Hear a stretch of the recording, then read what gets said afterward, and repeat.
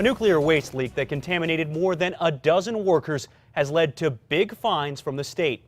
The waste isolation pilot plant in Carlsbad and Los Alamos National Lab are now looking at more than 30 violations and more than $50 million worth of penalties. Here's News 13's Cole Miller. Well, Alex, that waste leak happened back in February at WIPP, and just days before that, there was a fire at the underground plant. The state's Environment Department says it found major problems there and at Los Alamos.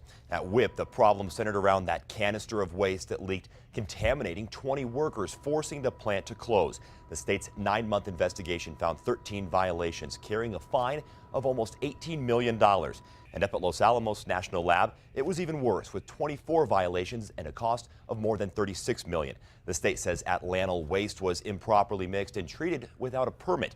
The state will now go after this Department of Energy to get some of that money and the contractors at each site. Don Hancock, who studies nuclear waste, says the fines come as no surprise, and he hopes it's a wake-up call for those facilities.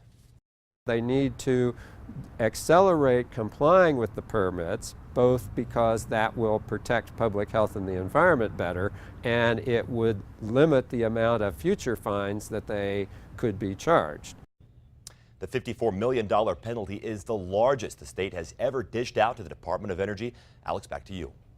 All right, Cole, thanks. The DOE could try to get those fines lowered. Now, News 13 tried to reach both facilities as well as the Department of Energy, but we did not hear back.